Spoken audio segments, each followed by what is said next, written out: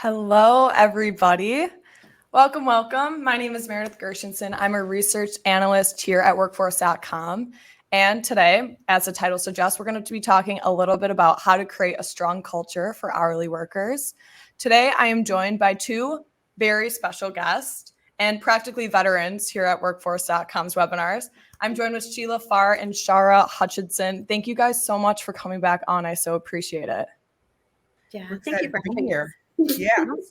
Awesome. So usually I like to give a little introduction for our guests, but you know what? I would love for you guys to introduce yourselves, kind of give a little background, talk about your experience with hourly wage industries.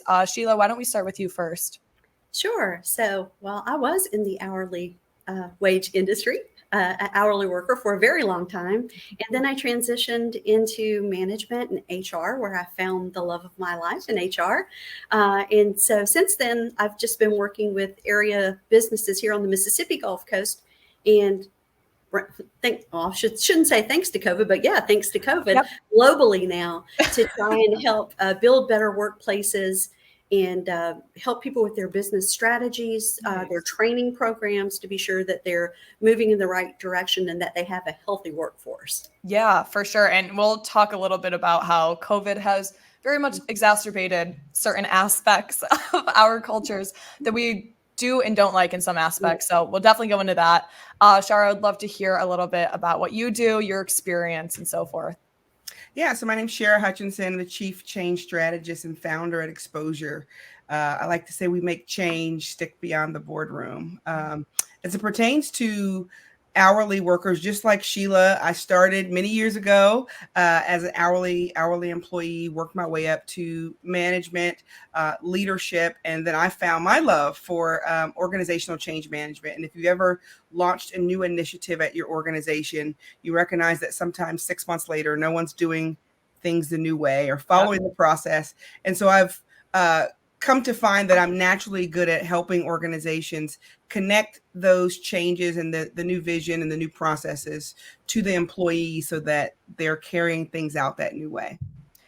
Yeah. And before we even went live with this webinar, us three were talking in the back end a little bit on why this topic is always so prevalent and like what it means. And I think it's always something that's changing. Culture is constantly changing. So therefore, a topic like how to create a strong culture for hourly workers, it's always going to be top of mind. So for those in the audience, thank you guys so much for coming on. I so appreciate it.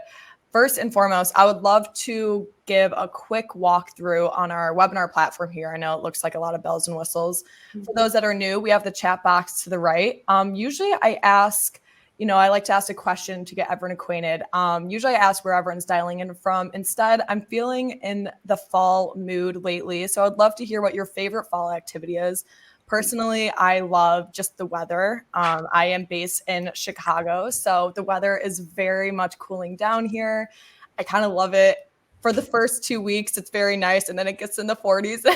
I'm like, get me out of here. I hate it, but right now, it's perfect. So yeah, guys, throw in your favorite activity. Awesome. Gretchen, haunted houses, I love it. I can't believe Halloween is coming up. Catherine decorating, same. I love it. Love it. Awesome. Feel free to keep throwing that in. Get acquainted with the platform here. We'll also be having some poll questions throughout the webinar. Those will just slide up right on the bottom left of your screen. It's a great way for us to kind of get a sense of where everyone's heads are at, interact with all of you guys. Oh my God, Sarika, pumpkin patches, completely agree. In fact, I'm drinking like a pumpkin spiced coffee mix. So basic, but so good. Couldn't be happier. Also, we have a couple handouts from Shara herself. So Shara, thank you so much for giving those over to me. One of them is a PDF on improving culture for hourly workers, a transformative approach. Another is her own TEDx talk on how to lead change that sticks. That is absolutely huge. So thank you so much for sharing those through. I will be sharing those at the very end. Finally, if you are a SHRM or HRCI member, we will be handing out those PDC credits at the very, very end of the webinar. It's only for those that are watching live. So again, for those in the audience, thank you guys so much for coming on live. I will be sharing those at the very end.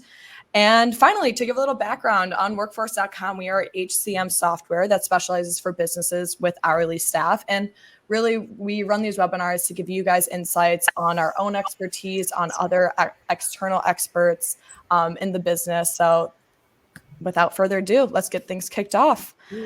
First and foremost, I'm curious, Sheila, we'll go with you first, how the concept of culture has changed since COVID-19. We talked a little bit about this already, but I'd love to hear from you.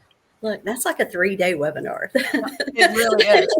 But it could be part 1 of part 3. Yeah, sure. Man, everything about workplace culture has changed since then. The way that the workers approach work, the way that leaders lead, the ability to be flexible, productivity, communication. I mean, you name it. It's everything about the way we work has changed since COVID, I think, in so many organizations. Shara, right? Have you seen the same? I've seen the same, and the need to be adaptable, right? The need to change. And the pandemic allowed everyone in the world to slow down and focus on what was most important. Yeah. And so, especially you, at least I saw this where even in the hourly workspace where it's like, you know what? I want to have more flexibility. I don't want to work a shift where, I'm, here for a certain number of hours.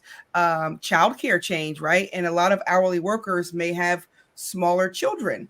And so the daycare centers change the hours. Like I have a small child. So it's like, it is the adaptability, the hours have changed, more of a focus on well-being, and just finding work that aligns with you.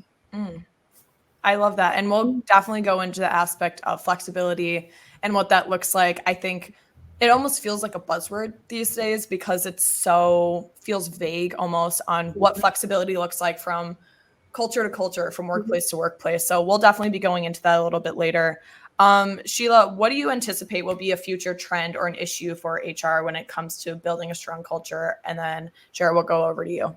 I really think evaluating their value proposition to employees. They really have to think about the way that they're approaching every aspect of human resources. I know immediately after the pandemic, everybody was really concerned with just getting people back into the places. And then they found out that maybe getting those people in those places, in the rush to do that, they didn't necessarily get the right people in the places. So the turnover started to be an issue again, and then keeping people in those places. So I think as we move forward, we're definitely going to want to see really evaluating what we need in the workplace, because I know a lot of places were just like, everybody come back to work, whether or not they really needed all those people in the places, because we can work remotely. We proved that. So I think really just evaluating what you need as an organization, and then being transparent through each step of the process. So through onboarding, training, and getting those people into those places. So there's open communication and really taking time to choose the right people. That's a really great point. Shara, what do you think? I'd say that we're already seeing a greater focus on mental health and holistic well-being. Also, being able to integrate technology in a way that promotes efficiency, but not losing the human touch. And then thirdly, I would say, and not just because I do change management, but organizational change management, and really having a strategy to help include those employees in the changes, and employees at all levels. And I think in the past, leadership has been privy to a lot of the changes, and then the hourly employees who are on the front line usually get that information later. I do see a trend of that changing because those frontline employees now feel and have more options, right? Yeah, and that's a good point. And Sheila, to go back to you, I thought it was interesting, talking a little bit about remote culture and what that means. And, we're seeing, of course, so many businesses really putting their foot down around remote work and really making sure people are coming back to the office. I think it's an interesting perspective coming from hourly staff, coming from hospitality. People are working on the retail floor, the healthcare floor, whatever it is, where remote work was never even an option really to begin with. So, what are your thoughts on that in terms of what, like, kind of circling back to the question, but from the perspective of these hourly waged industries? Well, I mean, obviously we do need people in places, Sure. but we don't need all the people in all the places Mhm. like we used to. And honestly, it helps with organizational effectiveness too, because you may not need as many employees as you originally thought you did. Yeah. So having those people come back that you really need and are essential, like Shara said, just making sure that you're taking care of those people. Mhm. You really have to take care, and the way to do that is just talk to them. Yeah. Just have a conversation with them. Which another thing I will say is why I love what Shara does so much, and why it's so incredibly necessary. Because I think throughout this process too, we've seen a lot more mergers and acquisitions coming, Mm. about. And I think having somebody who's skilled in the way to communicate those things to those hourly workers, because as Shara said, the leadership always knows. It's the hourly workers and the people that are physically in the trenches doing the job that get left out. And they're the first ones that really, they need to know and expect, change is going to come. Yeah. Don't make that change and say, hey, nothing's going to change. We're all going to be fine, because we're not. Yeah. And personally, I mean, I went through that when I was in the workforce for another organization. There was a merger that went on and they were all, hey, nothing's going to change, and everything changed. And speaking of mental health, I mean, that rocked everybody's world. It Mm. impacted their finances. It changed the way that who they were as people, because they were they had sewn into that organization so much, that we saw a lot of people struggle, with identity and where do they belong, and am I in the right career? So, having a change agent, somebody that can walk you through those things, Mhm. is so important and it's just imperative, I think. Yeah, I mean, Cindy in the chat said it best. Cindy, welcome back. Also, always great to see your name in the chat. She said, talk to people. Mhm. I still struggle to understand why this is so hard for leaders. Nancy Foster said, respect is key. And again, it all falls under that umbrella of transparency, right? And making sure you're constantly and consistently communicating in a very respectful way, as Nancy says. Yeah. And it often goes overlooked. And I think a lot of the times managers feel, oh, that's HR's job, that they should just be continuously doing that, them alone, and that's it. In reality, it's manager's job. It's anyone, I would say, management and above, that should be consistently communicating to those top-down approach. That should that's, I believe, how it should be. So I it's want to very share interesting. something there, Meredith, Yeah. just on the fact of the top-down approach and Mhm. communication. Something that I'm seeing is individuals are getting promoted, right, because of tenure, right, because of seniority, because of whatever reason, because they're liked, and they get put in a role and they have not been equipped or trained Mhm. to lead people.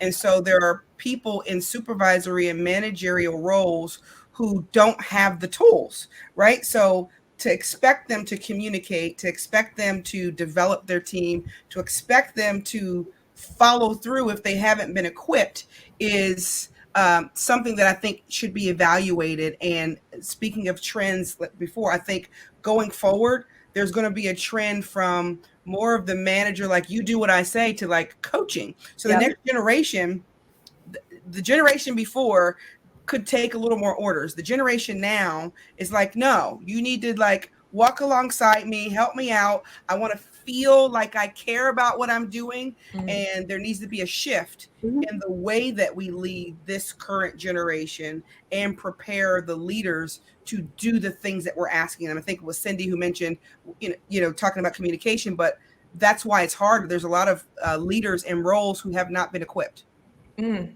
I mean, the chat box is like popping off right now. Like, yes, like exactly. You're hitting the nail on the head. Glenda said, dealing with that, we have managers that have never been trained to manage. In fact, I'm curious, feel free to drop it in the chat, guys. Would you be interested in a webinar that deals with that on managing managers? We've actually kind of toyed around with something like that, but we weren't sure on the interest, so feel free to drop that in the chat if you guys are curious.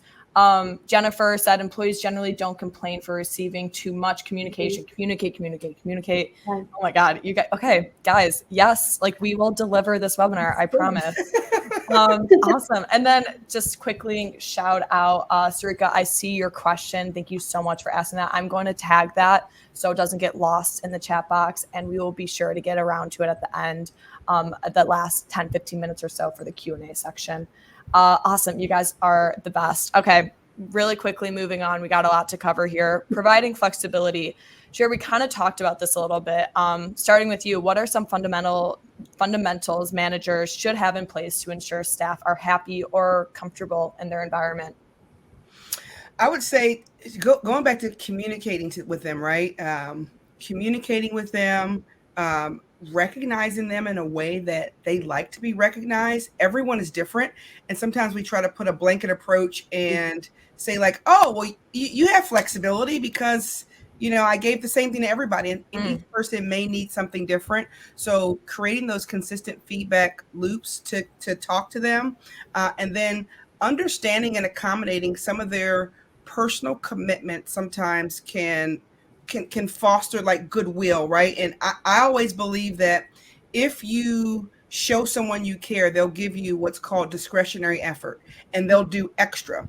If you don't treat them as a human and prioritize their needs, then they're going to give you the bare minimum, and they're going to be like, I get off at 4:00 and I'm clocking out at 4. I don't care if you need me. I'm not staying over. You call me, I'm not. But if you show them that you care, they will bend over backwards to come in. Sure. I've seen it happen over and over. So really treating people like humans, communicating and understanding what they need. Sheila, what are your thoughts on that? Yeah, same. I think showing a little bit of compassion in the workplace goes a long, long way. Yeah. And again, making the time, not just at the upper management level, but we all are leaders, whether or not we're in a management position. Leadership is influence. So if you have the ability to do something to make somebody else's workday better, do it. You don't have to be a manager to do that. You don't have to be in HR to do that. You could be a coworker. You can lead from right where you are and make things better internally. My big fuss is with the managers that use their leadership and their management title as, a little shield, a power shield. Yeah. I have all power. I have all control. That's 100% the wrong way to do it. You need to be in the work world now. One size does not fit all. Yeah. So you have to evaluate as an organization, are you willing to do what it takes to make your organization successful? It's easy to do. People just don't want to do it sometimes because, again, they don't want to change. This is the way that they know. This is professionalism and management as we know it. So encouraging people to change their perception of what the workplace and workforce should look like and could look like, because it should be fun. We spend a ton of time there. And I think I told you the last time I was with you, for me, if it's not fun, I ain't doing it. I'm not going to do it because, you need to, Harvard, Oxford, all of the big schools have done studies on this. People work harder when they love what they do. So why not create and develop a flexible workplace where people love going to work? Seems sensible to me. Can I say something about flexibility too, Meredith? And sometimes it's like flexible, because you mentioned earlier that it's kind of like a cliche word, but it can be practical, right? Like, so if you want flexible scheduling, maybe there are software tools, and I've seen some of them that you can use that will help you to manage those preferences, right? To understand and tag people's skill sets and allow them to trade on their own with technology. That, while it is a word that is like, oh, well, I hear flexibility, taking that to like practically, how can we provide flexible scheduling? What does that look like? And what does it look like to the employees? And even asking them, what do they consider flexible? Yeah. In fact, that's like spot on. One of the features that Workforce has within its giant roster of products that we're all in one system, right? So we have everything: scheduling, time attendance, payroll, HRIS, you name it. Scheduling and flexibility is probably one of the biggest products that we have because of this reason, right? So we have a client, Green Forest Staffing. They are a staffing agency. They staff cannabis farms actually out in Portland. And they are very widespread. And obviously the farms that they work with, a ton of locations that they have to be managing, a true nightmare, quite frankly, for HR to be dealing with. but they have the shift swapping feature where they can actually curate the type of culture, the type of employees that their employees actually want to be working with. So they can easily swap shifts. They don't need HR to necessarily greenlight it. They know that they're qualified because they have that qualifications feature in place to go trim this plant or go over here to this farm because they like working with this manager. Whatever it is, they curated this culture because of the shift swapping tool, because of the scheduling product that Workforce offers. And for that reason, it is such a big part. And like we were saying, you know, it's practical, right? Like flexibility, it seems like a really lofty idea and kind of hard to achieve for managers really on a daily basis to be managing everyone's schedules, and sounds like a nightmare, quite frankly. But, you know, obviously with automation, with technology, we were even talking about this off screen. Automation is everything these days, right? And having that already done for and checked off for HR to actually enjoy their job, huge, amazing. It's a win-win situation. So yeah, unloading it on technology is the way to do it. I'm telling you. I really quickly want to point to this poll question I asked. What do you believe is the most critical operational fundamental for providing employees with flexibility in shift-based industries? 32% are saying clear and flexible policies for shift swapping and time off requests. I think policies are huge, right? I mean, we need to have boundaries with even our technology that we have in place. Having those boundaries is really important. 23% are saying comprehensive training programs to empower employees for self-scheduling. I think that's also huge. That is so great. Feel free to keep interacting with those poll questions, guys. I want to quickly point to this first slide that we have. This is a really awesome article, actually, from this company called Zenefits. Sheila and I were talking about this yesterday, actually, on some of these graphs, and they actually have, like, I think 5 more graphs similar to this on proving the importance of flexibility in the workplace. So, you know, this first one looking at, are you likely to leave your current employer in the next 12 months because they don't offer flexible arrangements? 21% strongly agree. And that's pretty rare to even have the strongly agree aspect. Flexible work arrangements would or do allow me to be more productive. 47% say strongly agree also. So Sheila, my question for you, starting with you, is providing employees, you know, with flexibility and scheduling can obviously be very challenging, as we have said. Do you share any strategies or even best practices for HR teams to strike a balance between meeting those operational needs and accommodating employee preferences, and, you know, kind of going back to the policy making here? Yeah, I'll tell you, one, policy making is huge because while you do want to be flexible, you still have to be fair, you know, in the way that you manage things. So I think, and again, to me, in my experiences, in everything that I've seen in working with the people that I have, which is just a broad range of HR directors and organizations from all career fields, just knowing who you are as an organization, that's a good, you know, place to start. And taking the time that you need to communicate to that employees as they're coming on board. And again, just making sure that they know where to go if they have trouble, because a lot of times we just turn to our coworker and that coworker can't solve our issue. They can help us commiserate. They can commiserate with us, but they can't get results and they can't make a change. So understanding who you go to get things done is a big thing. You know, discussing expectations, I think, with people during onboarding is a big thing.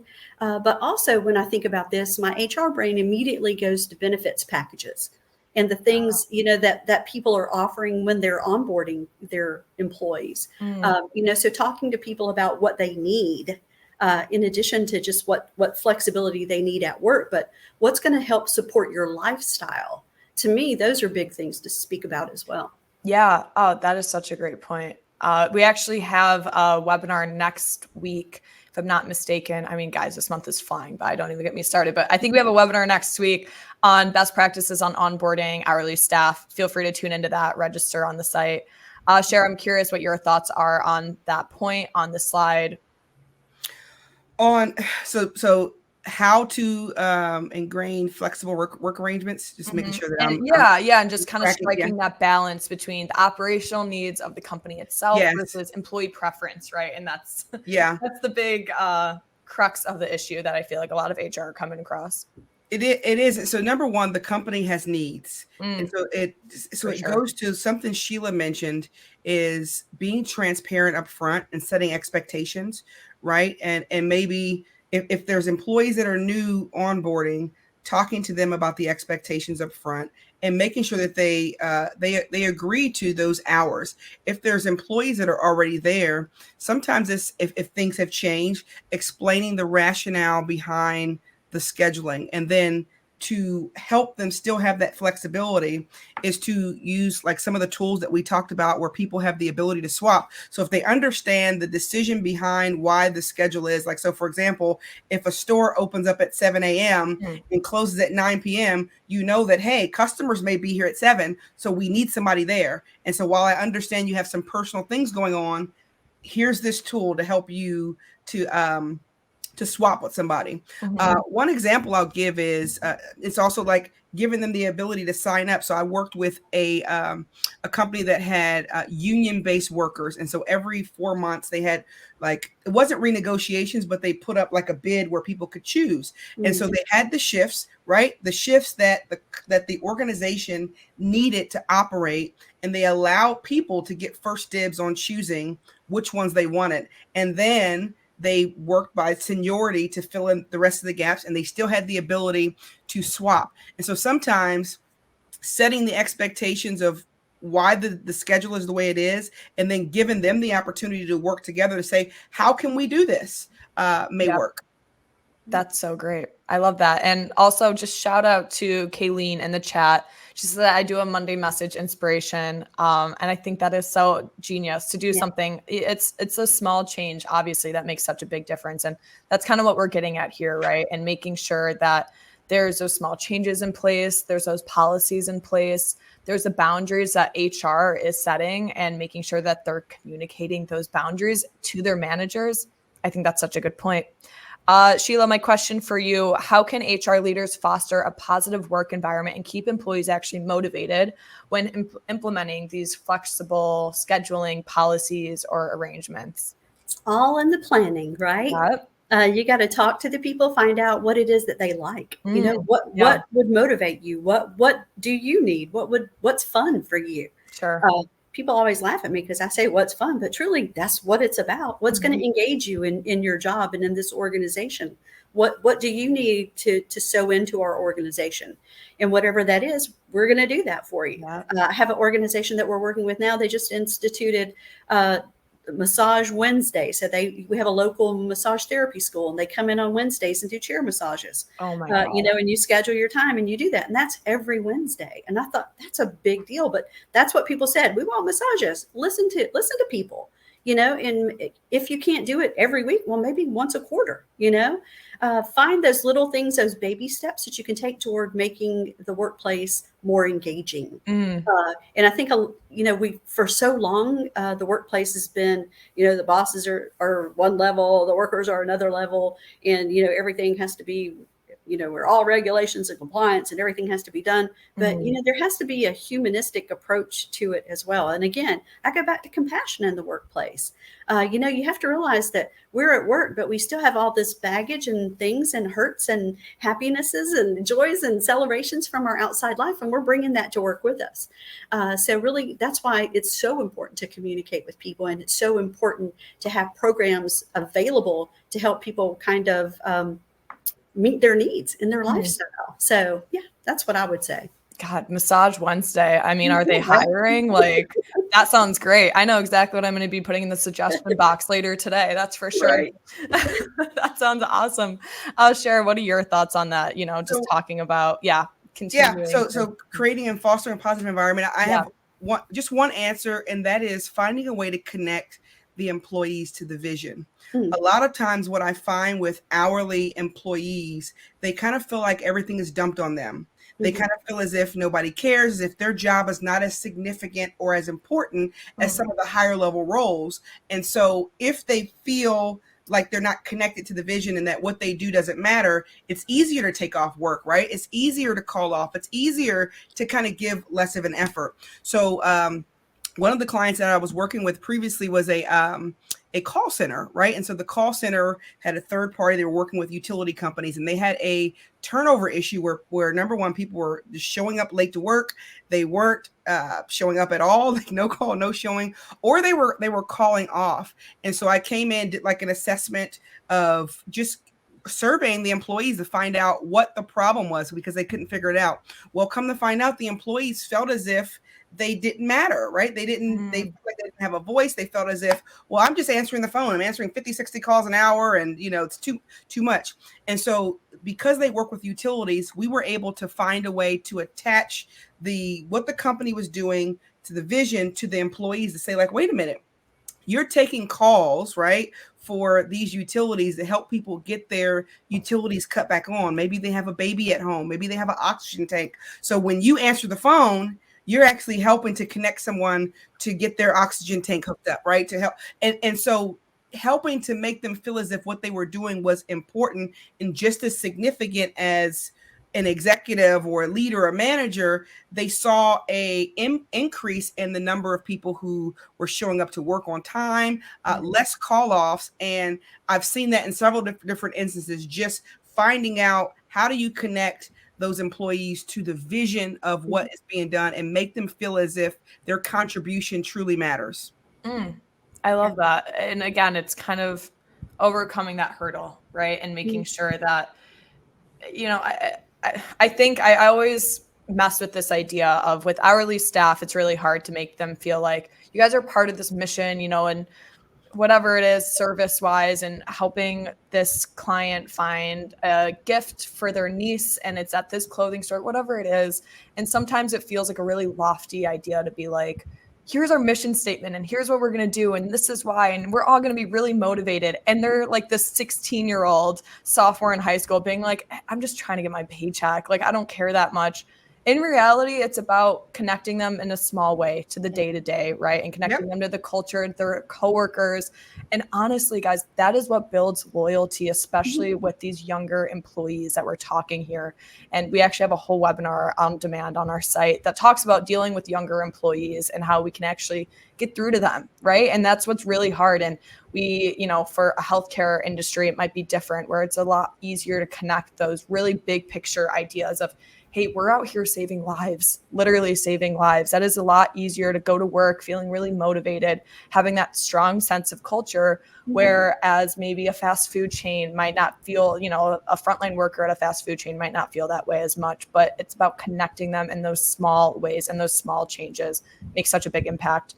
I want to go into Meredith, can I say too, the younger generation, there's studies that have been done to show that they're really interested in social missions, right? Like, so finding a way to connect them to something that matters to them, and that the company has a social mission. So I just wanted to throw that out there, and then that was it. That is such a great point. It is such a good point. I want to go into communication tools and what that looks like. And they can be as small as what Kayleen was saying in Monday message inspiration, right? And as big as emailing, messaging, Slack, whatever you guys use. Quickly, I want to point to this next slide. Top 3 most common communication hurdles. We're looking at some 3 problems, 3 possible solutions here. Problem 1, lack of employee recognition. Problem 2, miscommunication around job responsibilities. And problem 3, poor succession planning. So Shara, we'll start with you first. What are some common communication hurdles that HR professionals face, and how can they actively address these challenges in the moment? I'd say number 1, helping the hourly employees to feel connected, right, to the vision and values of the company. I'd say number 2, some of those frontline employees, hourly workers, miss out on real-time updates, right? Like, so changes are made. Maybe one group is getting the update or getting the communication about the decisions, and the other group is not, included right away. And then I would also say being able to give feedback. So a lot of times, if there is let's just say you're rolling out a new software, you're changing a process. If you're not communicating and including the people who are actually doing the work in that planning process, then what happens is you end up implementing something that may not meet their needs, and it becomes a bigger hurdle than it needs to be, right? Because now you thought this new application was going to make their job easier, but instead it added 15 more steps, right? Mm-hmm. But if you would have communicated and said, hey, tell me the steps to do your job, because guess what? We're not doing your job every day, so we Yeah. don't know. It makes them feel like they're a part of it, but also gives insight into what needs to be implemented process wise, so that you don't have to have the back and forth and the back and forth, because that creates frustration. I think that's such a good point. Sheila, what do you think? Yeah, same thing. That and just training people. I mean, Mhm. honestly, because and keeping things simple. That's the thing, just things don't have to be wordy to make sense in an organization. Yep. So getting people in and teaching them how to do their job. My challenge for HR directors is make sure that you have written job descriptions for your positions, and make sure that you teach people those things and you talk about them not just once a year at annual performance time, but you speak about them all Yes. of the time. Mm-hmm. You have to talk about them all of the time. And because especially with the hourly workers, and because there is usually a higher rate of turnover, employees usually are getting on the job training. And that may or may not be complete training. So, we may think they're not doing their job when in fact they weren't taught all of their job. So they might not even realize that a task is actually falls in their bucket because they weren't appropriately trained. So, just being sure that you have those things in place that are setting people up for success when you bring them in the door, that will definitely keep them. Yeah. Please, no, go ahead. To piggyback off of what Sheila said, sometimes what happens is when it's time for performance reviews, the first time the employee is hearing about something they need to improve on is at that moment a year later. But to Sheila's point, if they're receiving communication on a regular basis and feedback, you may be able to uncover that, oh, I wasn't trained in all these. There's 7 things I need to be trained on. I was trained in 5, and that's why I'm not doing this. And it gives them an opportunity to improve, and it becomes more of just regular coaching rather than disciplinary action. And so baking into the process that somebody needs to follow up with the leaders to make sure that they are training appropriately, and also checking in with their staff before performance review time. Yeah, and assessing those processes too, because I think too often I see that there are outdated kind of correction policies in place. It's more effective just to have just to have a conversation with somebody, and just document it. Give them a chance to say what they thought. You tell them what why there's a struggle, and then make a plan for change, and then follow up to make sure that has gotten done. And if you do that on a regular basis too, that gives you good and bad. Don't just wait until somebody needs, correction. Praise your employees that are doing great jobs, because that's important too. And I think if we do that a little more formally and a little more frequently, it helps everybody stay connected. It truly is all about communicating and being connected to everything. Yeah, it's so true. And again, kind of looking at those micro channels, Irma had some really interesting points on this. We do Employee of the Month, safety champion recognitions, perfect attendance recognitions with certificates and a $25 gift card. The key word here is recognitions, right? And it's those mini moments between that are so important. And it doesn't need to be a really big conversation. The 30, 60, 90-day check-ins, I think, are awesome, and making sure that the employee is, not burnt out, not disengaged or anything like that, but also those mini moments of the recognition moments of saying, hey, I see you. You're doing a great job. Here's a $25 gift card. I think that's so awesome. I'm curious, Sheila, we'll start with you first. Are there specific communication tools or platforms that you would actually recommend HR teams facilitate for those real-time communication moments and, information sharing? I think anything that you offer at workforce.com might help people with communication. So you guys have a whole suite of tools that can help people. Another thing that I saw that an organization here does is because they still have physical swipe cards to come in and out, is they have their mission in plain language on their time card and ID. And I think that was a big thing, because that's every day you're communicating that you matter and what you do matters in our company. So I think, kind of looking for those unconventional ways.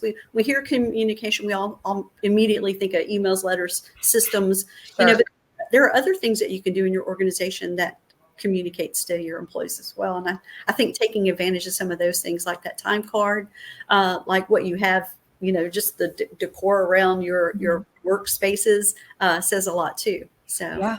So true. Shara, what are your thoughts?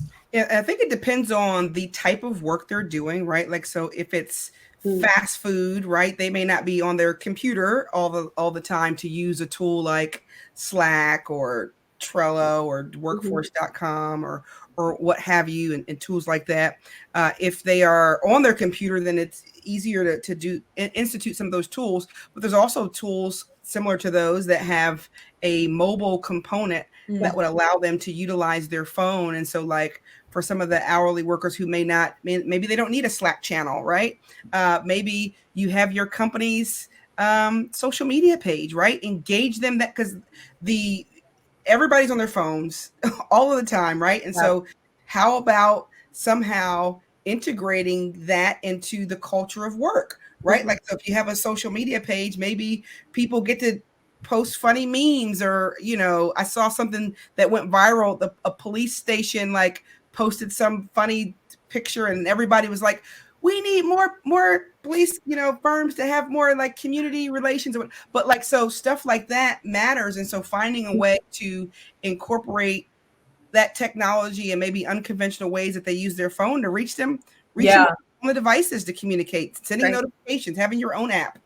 Yeah. And, the Workforce app actually is perfect for that, because it's actually, I mean, quite literally in your pocket, right? So somebody on the front lines of a fast food restaurant can actually check their phone, see a message from their HR, from their manager, whatever it is, from their team member, and actually be able to respond in real time, whatever it is, actually analyze it. Another really awesome part of the app is you're actually able to send your manager feedback. An employee app is able, or the employee is actually able to send feedback through the pulse surveys. So the second that they clock out, they get the survey. However often the manager or an HR manager pleases, that survey is actually sent out, and they're able to get a nice pulse check on what their culture is like, how their shift went. What did you like about it? What didn't you like about it? Did you like who you were working with? How was your manager in this time frame? Anything like that. And it's a really good way for HR to get that gauge on their culture, that literal pulse check on their culture. And that is huge. And that's real-time data, right? And again, it's all from their pocket. It's all from their phone. It's easy to access. They don't need to go log on to some computer on some desktop and say, all right, time to do my survey on a Saturday night when I don't want to be doing it. Whatever it is, it's just in real time, and it's super fast and easy. Awesome. All right. My last question for this communication section, Sheila, we'll start with you. How can HR leaders encourage and collect regular feedback from shift-based employees, and what strategies promote an open and transparent feedback culture? That is huge, that second part. Yeah, it is. But I think Irma just hit on it, actually. She talked about doing engagement surveys. And I think that's to me, that's the best way. Engagement for work practices. But again, I'm HR, so I've got that HR brain. I'm thinking benefits programs, because when you're talking about wellness, oftentimes organizations offer things that they don't educate their employees about. And that's, again, we have all these great programs that we might offer in a benefits package that can help employees be more connected or feel healthier, or, meet, whatever mental wellness challenges that they need to meet, or care for their youngsters, or care for their aging parents, to allow them to be present when they're at work, instead of thinking about all the things that are going on outside. So I really think checking in with your employees and asking them, do you know that we have this? And then fully educating them in the process. And this is my big foot stomping, especially this time of year. It's fourth quarter. So most places are having those open enrollments going on now. Sure. And I'm like, don't just go in there one time and give everybody a 20-minute talk about a 50-page benefits guide. Yeah. Kind of help them understand what it is and how to use it. And don't just do it once, do it all the time. So talk about these things. If you talk about these things on a regular basis, it becomes part of the culture, right? Sure. So doing those things just make it better for everybody. And take those baseline goals. How do you know if people are stressed out? Well, there are tools out there that can help with that. If you take a perceived stress scale and just have them do that sometimes. Yeah. That gauges their, their stress level as well. And then that helps leaders and organizations build better programs to assist their workers and, to be more responsible employers. And what's that stress scale called again? That's a really It's great called a resource. perceived stress scale. Perceived stress Yeah, scale. that Okay. one's it's a 10-question survey. You answer from 0 to 4, and it kind of gives you rankings. But I've even seen organizations put just little smiley faces, on their pulse checks. How was today? From frowny face to smiley face to just okay. Sometimes doing that it's super simple, easy to do, and it helps. It tells a big story to the leader in the organization. For sure. Shara, what are your thoughts? Yeah, I want to go back to just the encouraging the feedback. I love what you said, Meredith, about the app. So I won't touch on that. Somebody put in the chat about engagement surveys. So I think having apps, feedback boxes, surveys, things of that nature are really good. But the second step of that, right, is making sure that you action the data. So if you're surveying, because we're talking about encouraging the feedback. So if I'm collecting feedback from you, if I'm doing engagement surveys and I'm getting results from that, but I'm not doing anything with it, I'm not encouraging you to keep giving me feedback because why am I going to keep telling you the same thing? It's like being in a relationship. You ever tell somebody, I don't like that, and they keep doing it. It's like, well, do you care or do you not care? Yeah. So I would say the next step is action the data and go back and then say, hey, tell your staff, we surveyed you. We, these are the findings similar to what Meredith showed those stats. Here's the stats. And no, we can't do everything. However, here's the 2 things we decided to do. And so effective this date, we are instituting massage chairs on Wednesdays, right? Because you all asked for massages. And so now you are reinforcing, we heard your feedback and we can't implement everything, but we're implementing something. And sometimes I'll say having a third party to survey your employees and to talk to them, not just survey on a quantity basis, but a qualitative, right? Like where they're talking to them and asking and finding those common threads, right?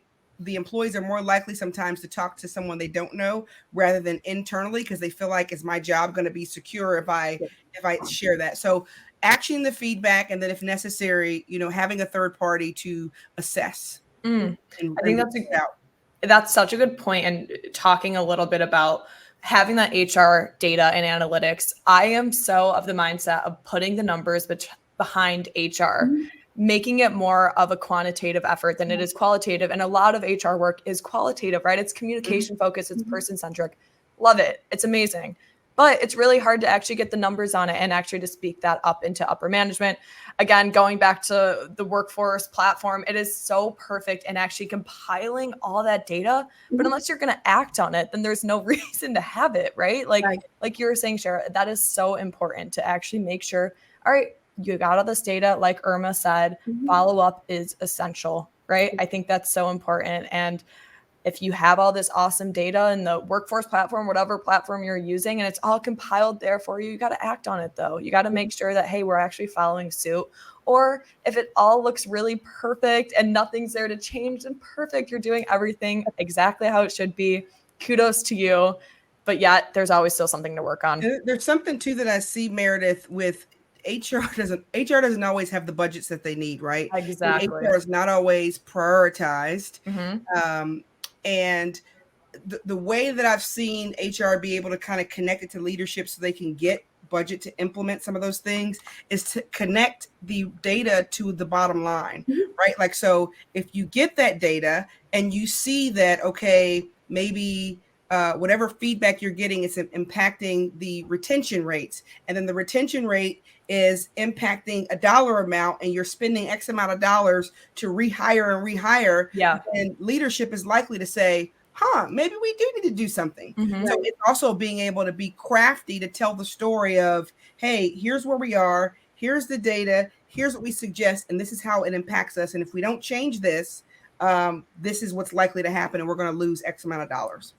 That's such a good point. And again, like I believe the reason for these huge budget constraints is because it's hard for a CFO, a CEO, those that are really numerically motivated to see the numbers behind HR. And that's where workforce comes in perfectly, right? With these analytics, it actually has it all in one place. So I think that's exactly, hopefully combating that budget constraints one number at a time. And I really like to push that data onto HR because I think it's so important. It's so overlooked. However you get it, just have those numbers, right? And I love throwing in those graphs like in slide 1 because I think it's huge to see like people really it's culture isn't so communication based. It's so not as quantitative based or qualitative based as it is. And it's actually more qualitative. So going off of that, going into employee wellness, Sheila, we'll start with you. What specific wellness programs or initiatives have you found to actually be effective in reducing stress among employees in these shift-based industries? Well, Massage Wednesday is not a bad start. Not a bad start. But the thing to do, though, and here's another kind of measurement, tool for HR to kind of consider is you have to be sure that when you're offering these things, that people are actually using them. So if you have 100 employees, but only one person is showing up to Massage Wednesday after they told you that's what they really wanted, it's time to make changes. So being sure that you're not just doing it and saying, well, we did this, but that's another way of kind of putting some numbers behind what you're doing. But again, I fall back to benefits programs. Sure. There are so many wellness programs that are actually ingrained in insurance offerings that people may or may not even realize they have. Telemedicine is a huge thing I think of just right off the bat, because there's so many telemedicine programs that are now being built into those benefits programs that have free talk therapy on there. So, for mental wellness, you can talk to a therapist, a couple of times a week. I think they might have like a 2 or 3 times a week minimum or maximum, but you can get online and talk to somebody and it doesn't cost you a dime. So those things, and making sure that the people know that they're available, though. You can have all the best programs and things and offerings in the world, but if people don't know and understand what they have and how to use it, then it's not going to be beneficial for your organization. So true. That is very accurate. Shara, what do you think about that? I think everything Sheila said, and what I would add to that, we talked earlier about flexibility, so flexible breaks and things like that. Yeah. But making sure that the team is staffed in such a way that you can accommodate. So if you have these offerings, but you don't have the structure on your team that you can actually support it, then it's like, well, why do we even have this? So for example, if you have the ability to have flexible breaks, but there's 3 people on the shift, how is that person going to actually be able to step away if they need to step away? And recognizing that everybody has various situations going on in their life. And if you're going to offer a program, just making sure that, number one, that they're using it like Sheila said, but also that it's actually realistic and it can be done. I asked a poll question and it feeds perfectly off of this. I asked, which wellness program component do you believe has the most impact on reducing stress among employees in shift-based industries? 38% are saying mental health support and counseling services. And Sheila, exactly what you're saying, right? And having that benefits program, I think, is a really good and also financially sound way of approaching this and making sure that the culture is being built up. I'm curious, Sheila, going for you first. How can HR professionals curate employee wellness programs to accommodate varying work hours, kind of going back to the flexibility aspect, and shift rotations while ensuring all employees can actually participate? Again, just talk to your people, find out what works for them and when it works. And then, things like, there are a couple of things I would say to this too, because like I said, we've talked a lot about benefits, but don't forget your community resources. Because here on the Mississippi Gulf Coast, we have a mental health association that will come to your organization anytime, day or night, and like be a peer support for people that are in crisis or just need to talk. They'll also come out to your workplace for no charge and give talks of they have a whole catalog of things that they can do for you in the workplace, and they do it absolutely free. These are nonprofits that are out there, and that's what they do. Yep. So knowing what's available in your community and how you can utilize that in your organization is huge, because there are tons of organizations out there that have free resources, but we just aren't tapping into those things. So really just taking a little bit of time to get educated, knowing what's out there so you can meet the needs of your workforce. It's important. Yeah. Shara, what do you think? I agree with everything Sheila said. I don't have anything to add. She summed it up perfectly. I want to quickly point to this slide here. I thought this was a really awesome article. And it talked a little bit about some ideas that people can actually implement and what can be included in a wellness program. And, we kind of talked about what it means. And it really varies, right, from industry to industry. Sheila, we were kind of talking about this yesterday. I think it's really hard for hourly workforce industries to actually implement things like, a fitness program, a weight loss program. Like that is stuff that's like seems very hefty to actually be able to implement for a constantly rotating schedule, like, shift-based industries. So what are your thoughts are on that? What are some small ways they can actually implement some of these really big things like medical screenings, right? Well, ways that we've seen it be successful is having health fairs, in the workplace. Yeah. Just having people, again, utilizing the people in your community. If you offer health insurance, and I know a lot of times hourly workers may not have health insurance through their employers, Sure. but there are still, and this is what a lot of people don't realize, there are still things that you can tap into, such as some telemedicine programs that you can make available on a per employee basis. And it usually only costs a couple of dollars per employee. So for organizations, that might be, a good substitute for those hourly workers. And the way that you do that is just, put it in there and bring the resources in. And just let everybody know this week we're going to have these people here from this time to this time, and then rotate the schedule. So that way you're sure that you're reaching everybody. Challenges are huge. I mean, I've seen a ton of people and businesses do challenges for different things. I love that. Or whatever that are, incentive based. So that's a really good way. And again, using your social media is a good way to do that for your organization, using any apps or intranets or any ways that you can communicate internally to do that, and making it engaging as you go. Because, you'll definitely have participation with that. And it sounds like a daunting task, but that's why folks like Shara and I and Workforce exist in the world to help connect people with the resources that they need. I love that. Another way that I've seen work is partnering with, like, let's just say if there's a local gym or something, right? And they may be willing to offer a percentage off of a membership, or maybe it's free for a certain number of people because it's marketing for them. So I've seen partnerships like that work, because for an hourly worker, you may not put a gym on your facility, right? But you may give them flexibility, right? To like, we've partnered with this local nutritionist or fitness expert or whatever, and you get a percentage off that you could use. So that's another option. I love that. I love it. And Cindy is in the chat throwing in some awesome options as well. Quit smoking challenge. I think that's so great.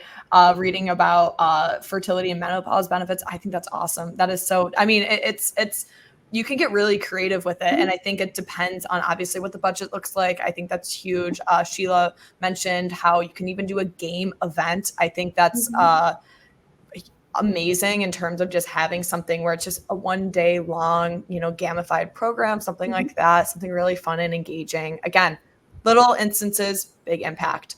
Yeah. And one more thing I just want to throw in here. Don't forget that these are the ways too, from a policy standpoint, not local, but from a federal policy standpoint, these are the ways that changes come about sometimes too, and what the federal government allows people to do. So just an example. So I weight loss, I see weight loss, and that's such a big thing in HR right now and in benefits right now, because there are medications out there that can assist with weight loss, but some of those medications aren't approved by the carriers for weight loss. You might be for diabetes, or might be for, have another diagnosis that they were actually created for. So, but people are using it for something other than what it's intended, and they're finding excellent results. So how do you impact the change in that care, to get that covered now under insurance for what it also does, not just the primary use, but the secondary use as well. Yeah. So again, offering those things and then having communications and following up with your staff to see how those programs are working and what change was made. And so again, it not only impacts how we do things differently in the workplace, but in the world, it can make a change for others as well. So that's important. I love it. I love it. I always like to close out of our, slide questions with what are 1 or 2 top tips, actions, or takeaways that the audience can leave with to better create a strong culture for their hourly workers. Shara, we'll start with you.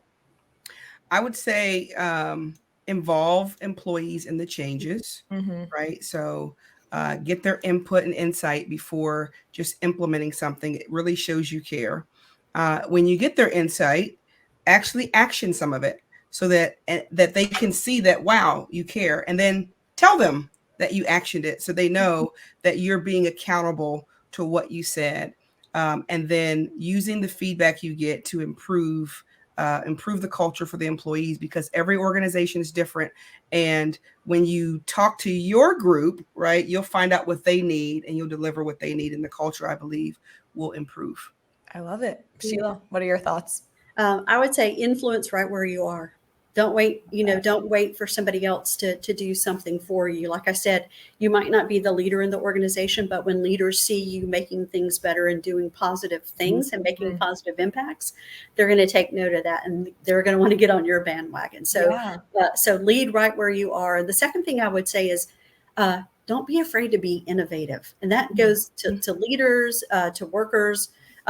Just because something's been done a particular way doesn't mean that's always the way it has to be done. So be the person that goes outside and finds a way to do things differently and make things better. So I love that. That is so great.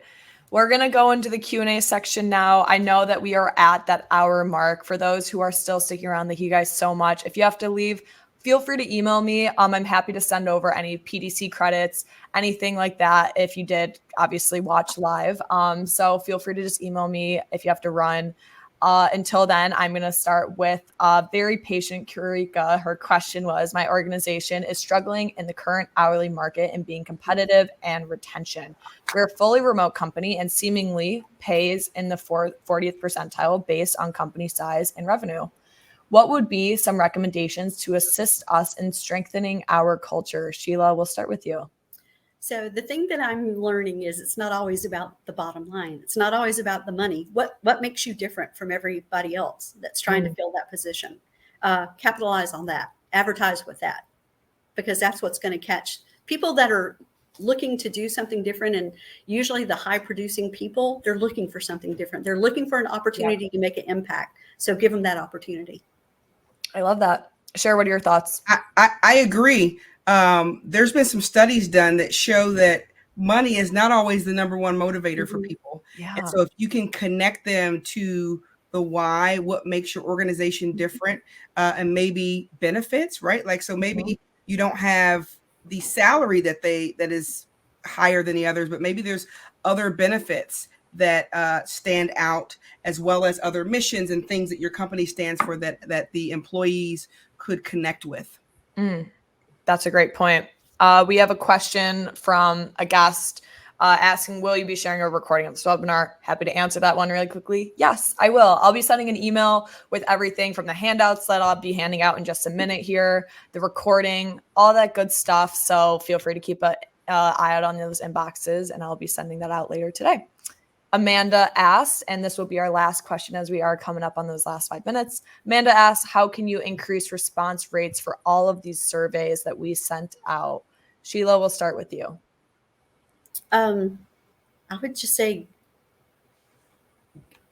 reply to people. Once you get information, update them with give them the results. And the more that you do that, the more response you're going to have.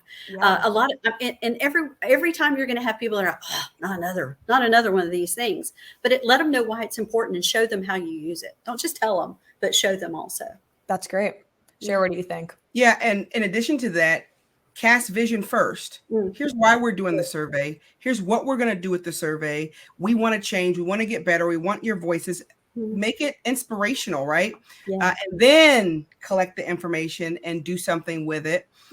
And in addition to that, I would say sometimes bringing in an external person to survey, right? Because people may not feel comfortable. Depending on the culture, they may not feel safe to share, right, in a survey. Because I've heard a lot of employees say they know that even though they say it's anonymous, if you have to select your department, right, and there's only 10 people in the department, we know just about who said what. And so some of these surveys, even though they're anonymous, make people feel as if you're going to know, so I'm not going to be completely honest with you. And so sometimes having a third party do like verbal survey them and then talk to them and then do a general report out may be better.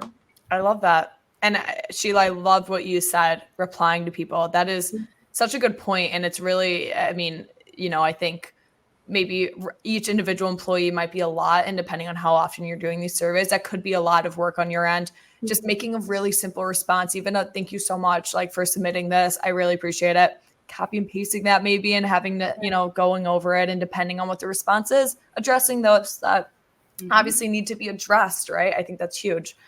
Awesome. Well, guys, thank you so much for that awesome Q&A section. Before everybody leaves, I do want to hand out these awesome handouts that Shara has provided for us. This PDF on improving culture for hourly workers, and this awesome TEDx talk that Shara had. And I mean, guys, check these out. They are so great.